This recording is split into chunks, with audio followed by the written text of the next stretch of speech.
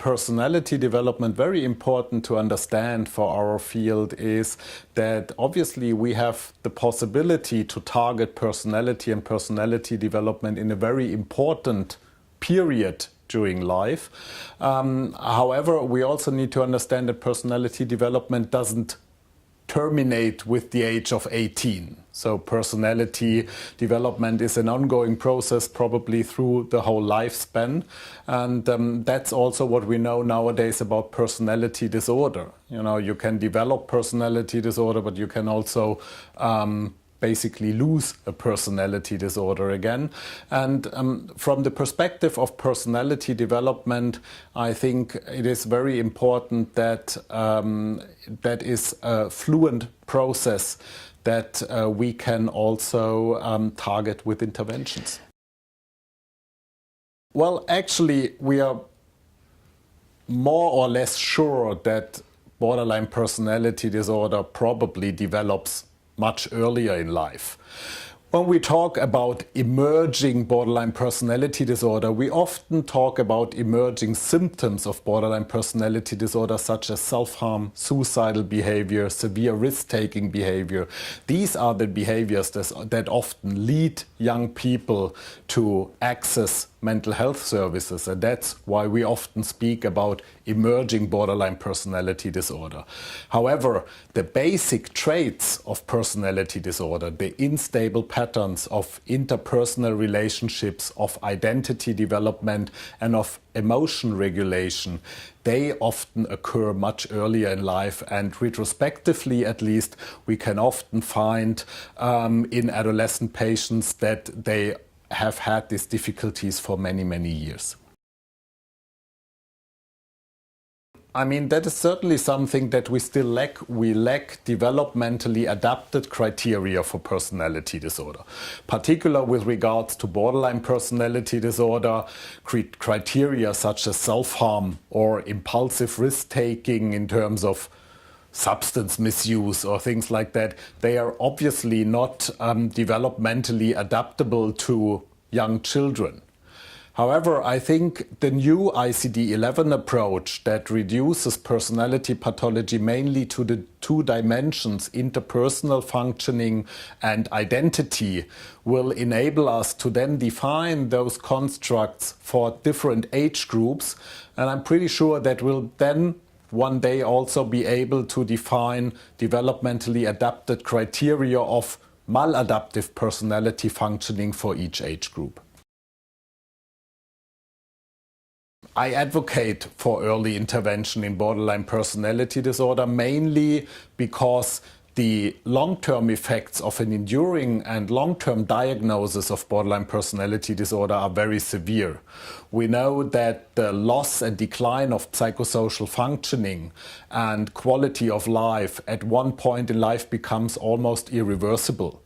But we also think that the earlier we intervene and the shorter the duration of illness, the better the prognosis also in terms of psychosocial functioning and quality of life for the rest of the lifespan.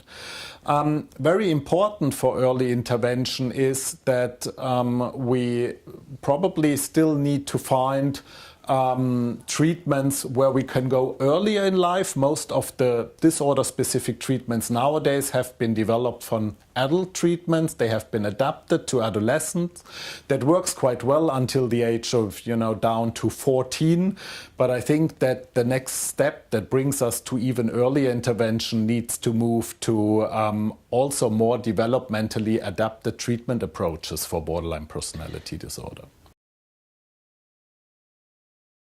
There is some emergent evidence from the field of self-harm and suicidal behavior in adolescents. There have been quite a few trials now that show that really adding components with a strong involvement of families and systems has an added beneficial effect.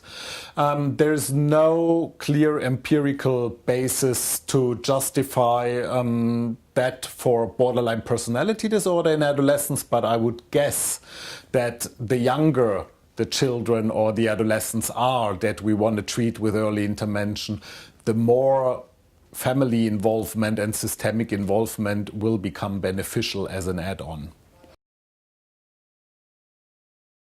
Certainly there are. Our group has now own data from birth cohorts where we can show that early maternal bonding predicts the development of personality disorder 14 years in advance.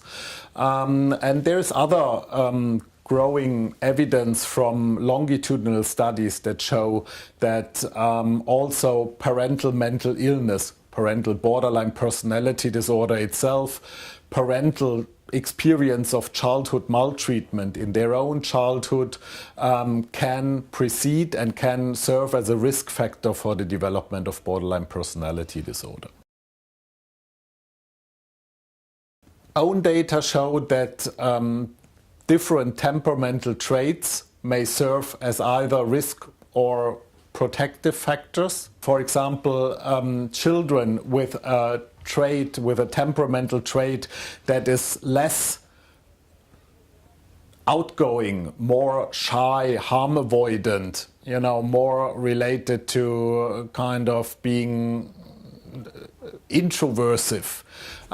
They have a higher risk of developing personality disorder in the presence of early attachment difficulties than those who are novelty seeking, who are approaching other people, who are kind of very open to new things and also to other person. Why is that? Maybe because these children are more capable of getting other support figures involved. Yeah, one of the protective factors probably is if you have a difficult parent-child relationship, perhaps you have a parent with mental illness, but you are able as a child to get other resources involved. Maybe it is a grandmother, maybe it's the father, but maybe it's other adult people. That may probably be a very protective factor. To be honest, the evidence is very weak. The patient group of borderline personality disorder patients belongs to the group that often gets most polypharmacy with very little effects. There is a few promising trials that have shown small effects maybe for medications such as aripiprazole, so atypical antipsychotics, but only for adults. And at the moment we have no empirical data that would support a medication for early intervention of borderline personality disorder.